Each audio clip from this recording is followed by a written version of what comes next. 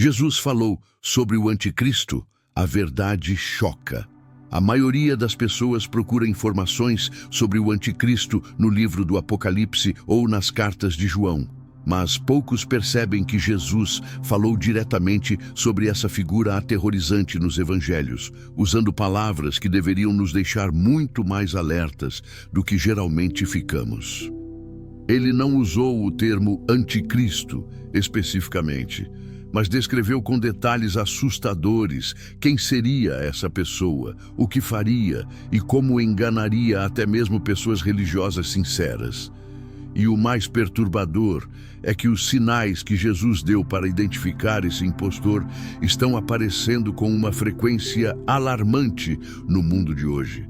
Quando os discípulos perguntaram a Jesus sobre os sinais do fim dos tempos, ele não começou falando sobre guerras, terremotos ou fomes. A primeira coisa que saiu da boca dele foi um aviso sobre engano religioso.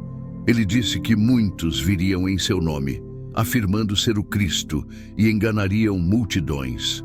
Não seria apenas uma ou duas pessoas isoladas tentando se passar por Messias, mas um fenômeno generalizado de falsos cristos e falsos profetas com poder suficiente para enganar até os escolhidos, se isso fosse possível.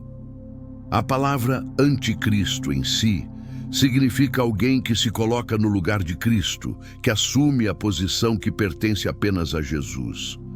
Não é necessariamente alguém que se opõe abertamente a Cristo, mas alguém que sutilmente toma seu lugar, que oferece uma alternativa que parece cristã, mas que na verdade afasta as pessoas do verdadeiro evangelho. E Jesus deixou claro que essa seria a principal característica dos últimos dias. Não violência extrema ou perseguição óbvia, mas engano religioso sofisticado. Jesus contou uma parábola sobre o joio e o trigo que revela algo crucial sobre como o anticristo operaria. Um fazendeiro plantou trigo bom em seu campo, mas enquanto todos dormiam, um inimigo veio e plantou joio no meio do trigo.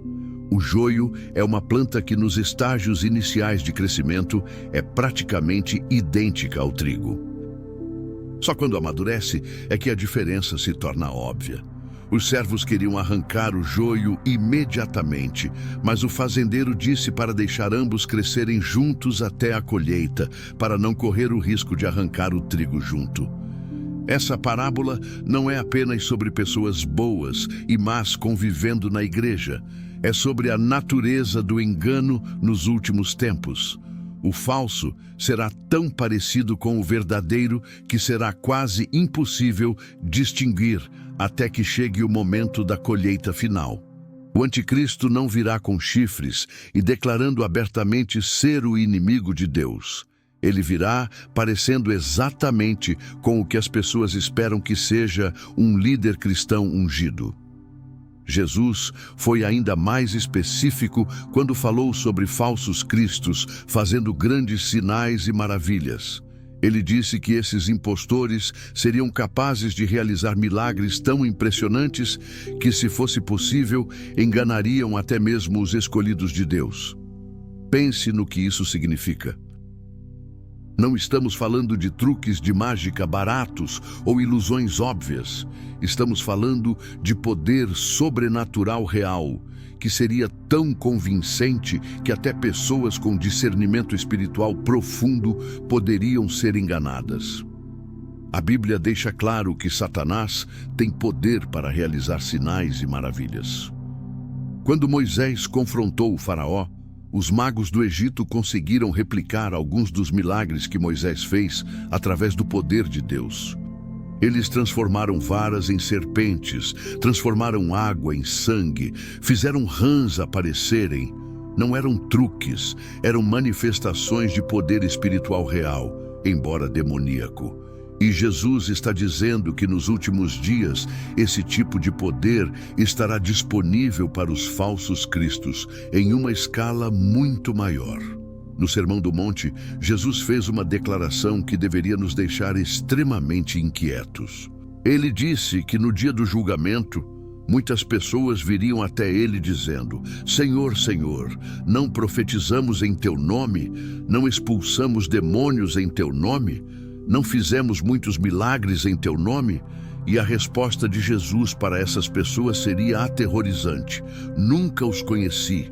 Afastem-se de mim, vocês que praticam a iniquidade.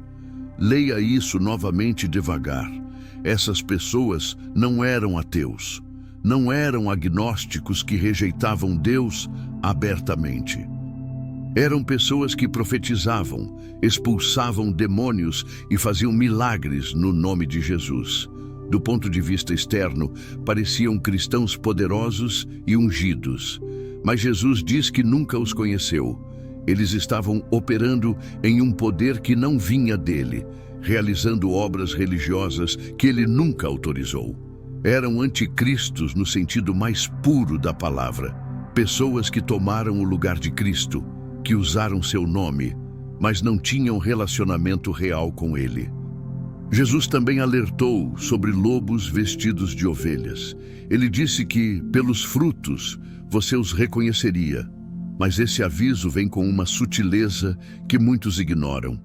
Os falsos profetas não vêm parecendo lobos. Eles vêm parecendo ovelhas. Eles usam a linguagem certa, citam as Escrituras, falam sobre amor e graça, parecem humildes e piedosos. O disfarce é perfeito. Só observando cuidadosamente os frutos ao longo do tempo é que a verdadeira natureza se revela. E que frutos Jesus disse para procurar? Não necessariamente milagres ou crescimento numérico da igreja. Ele falou sobre caráter, sobre obediência aos mandamentos de Deus, sobre amor genuíno que se manifesta em ações concretas. Um falso profeta pode ter uma mega igreja, pode estar na televisão, pode escrever livros best-sellers, pode até realizar curas aparentes. Mas se sua vida não reflete a santidade de Cristo, se seus ensinamentos contradizem as Escrituras, se ele leva as pessoas a um evangelho centrado em si mesmo em vez de em Deus, então ele é um lobo, não importa quão convincente seja o disfarce de ovelha. Jesus descreveu um aspecto do anticristo que raramente é discutido. Ele se sentará no templo de Deus, proclamando ser Deus. Paulo expandiu esse ensinamento de Jesus, dizendo que o homem da iniquidade se exaltaria acima de tudo que é chamado Deus ou é objeto de adoração. Mas aqui está o detalhe crucial. O templo onde ele se sentará pode não ser um edifício físico em Jerusalém. Paulo diz que os crentes são o templo de Deus. O anticristo estabelecerá seu trono no coração da igreja, não necessariamente em um prédio religioso. Isso significa que o anticristo pode operar de dentro do cristianismo, não de fora dele. Ele pode ser um líder religioso altamente respeitado, alguém que as massas seguem, alguém que parece ter todas as credenciais certas. Ele se colocará na posição que pertence apenas a Cristo, interpretando as Escrituras de acordo com sua própria agenda, criando doutrinas que parecem bíblicas, mas que sutilmente desviam as pessoas da verdade.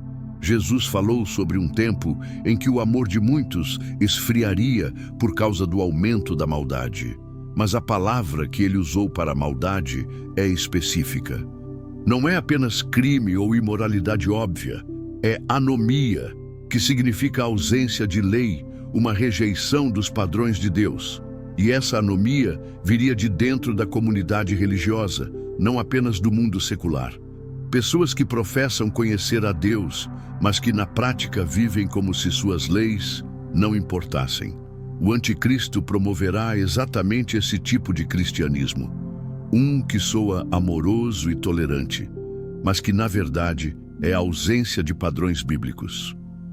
Ele dirá às pessoas que Deus não se importa com certas questões morais, que o que importa é ser sincero e amoroso. Ele redefinirá o amor para significar aceitar tudo, nunca confrontar nada, nunca chamar o pecado pelo nome. E multidões seguirão essa mensagem, porque ela permite que mantenham uma identidade cristã enquanto vivem exatamente como querem. Jesus disse que nos últimos dias seria como nos dias de Noé. As pessoas estavam comendo, bebendo, casando, construindo suas vidas normalmente e não perceberam o julgamento chegando até que a porta da arca se fechou. O problema não era que estavam fazendo coisas inerentemente más. O problema era que estavam completamente absortas na vida normal, ignorando os avisos, desconsiderando a palavra de Deus, vivendo como se o julgamento nunca fosse chegar. O anticristo capitalizará exatamente essa mentalidade. Ele dirá às pessoas para não se preocuparem com profecias assustadoras, para não serem extremistas religiosos, para simplesmente viverem suas vidas e serem felizes. Ele fará o pecado parecer normal, a mornidão espiritual parecer moderação saudável e a apatia parecer maturidade. E a igreja adormecerá enquanto o lobo devora o rebanho de dentro para fora. Quando Jesus falou sobre sua segunda vinda, ele fez uma pergunta perturbadora. Quando o Filho do Homem vier, encontrará fé na terra? Não estava perguntando se haveria pessoas que se identificam como cristãs. Estava perguntando se haveria fé genuína, confiança real em Deus e em sua palavra, obediência sincera apesar do custo. A implicação da pergunta é que a fé verdadeira será extremamente rara nos últimos dias, enquanto a religiosidade falsa será abundante. O espírito do anticristo já está operando no mundo. João disse isso claramente em suas cartas. Qualquer ensinamento que nega que Jesus veio em carne, que minimiza sua divindade ou sua humanidade, que oferece salvação por qualquer meio que não seja fé nele, é anticristo. E esse espírito está por toda parte hoje, até mesmo em muitas igrejas que levam o nome de Cristo, mas negam seu poder e autoridade. Jesus nos deu ferramentas para não sermos enganados.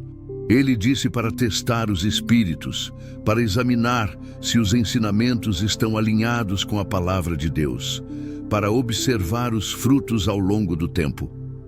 Ele disse que suas ovelhas conhecem sua voz e não seguirão a voz de um estranho.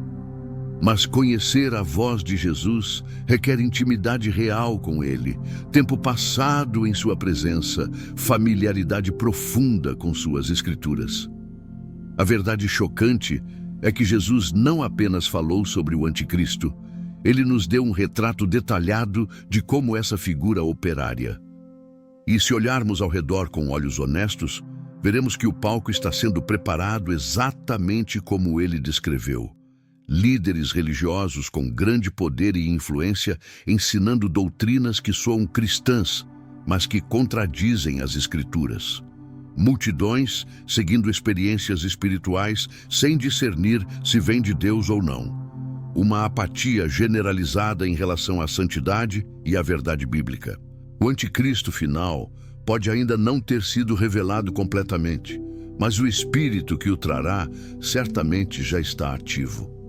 E a questão não é apenas se você conseguirá identificá-lo quando ele aparecer, mas se você está vivendo de tal forma agora que não será seduzido quando ele vier, porque Jesus deixou claro, o engano será tão sofisticado que até os escolhidos poderiam ser enganados se não estiverem firmemente enraizados na verdade. Então, a próxima vez que você ouvir um pregador fazendo grandes promessas, realizando milagres impressionantes, reunindo multidões entusiasmadas, não se deixe enganar automaticamente pela aparência de sucesso. Pergunte se os ensinamentos estão alinhados com toda a Escritura, não apenas com versículos isolados. Pergunte se a vida dessa pessoa reflete o caráter de Cristo. Pergunte se a mensagem está centrada em Deus ou centrada no homem.